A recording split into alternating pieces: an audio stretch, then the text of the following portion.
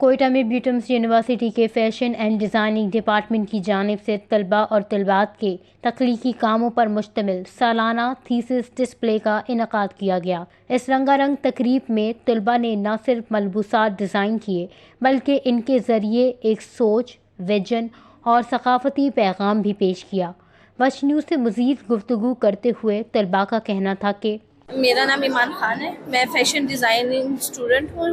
Currently ہم نے 4 سال بیوٹم یونیورسٹی میں فیشن ڈیزائننگ کی، جس میں اس کا اسکوپ آہستہ آہستہ بہت زیادہ ہوتا جا رہا ہے۔ میں نے اپنے جو ریسنٹلی میں فائنل ایئر پروجیکٹ پر کام کیا ہے وہ ہے فش کی اسکنس اور اسکیلس پہ، جو ہم لوگ یوزولی ڈسکارڈ کر دیتے یا پھینک دیتے ہیں، جیسے اسکن ہوگی، اسکیل ہو گئے، اس کے بونز ہو گئے، اسی کو میں نے انکارپوریٹ کیا اپنے فائنل ایئر پروجیکٹ میں، ان کی ریئلنیس اس کو پریپیئر کیا اپنے کام میں۔ بیسیکلی میں نے ویڈیو گیم سے انسپائر ہو کر اپنا تھیسس بنایا ہے، اور ساری ویڈیو گیمز کو کور کرنا اوبویسلی پاسبل نہیں تھا، تو اس چیز کے لیے میں نے اپنی خود کی ایک ویڈیو گیم ڈیزائن کی ہے، اور جو ایلیمنٹس میرے ویڈیو گیمز میں آ رہے تھے انہی سب ایلیمنٹس کو یوز کر کے جو ہے میں نے اپنے گارمنٹس ڈیزائن کیے۔ بات کا کام میں کلچر کا کام میں لے کے آنا، جو عورتیں گھر میں بیٹھ کے یہ کام کرتی ہیں، کیوں نہ ان کا ایک ارننگ کا ذریعہ بھی میں بن جاؤں۔ ہمارے الحمدللہ ہمیں اتنا اچھا پلیٹ فارم ملا ہے، آئیں وہ عورتیں، آئیں وہ لڑکیاں، اور سمجھے وہ پیرنٹس جو اپنے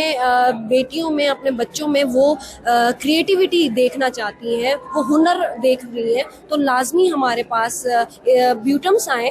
تھیسس ڈسپلے میں پیش کیے گئے ملبوسات میں بلوچی کڑھائی، دستکاری، آئینہ کاری اور خصوصی رنگوں کے امتزاج کو جدید طرز کے ملبوسات میں ڈھالا گیا۔ تقریب میں یونیورسٹی کے اساتذہ، فیشن ماہرین، والدین اور طلباء کی بڑی تعداد نے شرکت کی۔ شرکاء نے نوجوان ڈیزائنرز کے کام کو سراہتے ہوئے کہا کہ بلوچستان میں فیشن اور ڈیزائننگ کا شعبہ تیزی سے فروغ پا رہا ہے، جو نہ صرف تعلیمی میدان بلکہ ثقافتی سطح پر بھی ایک مثبت علامت ہے۔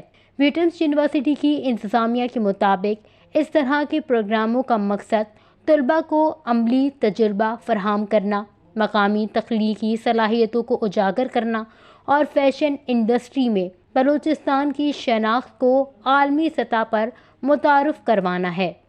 وش نیوز، کوئٹہ، بلوچستان۔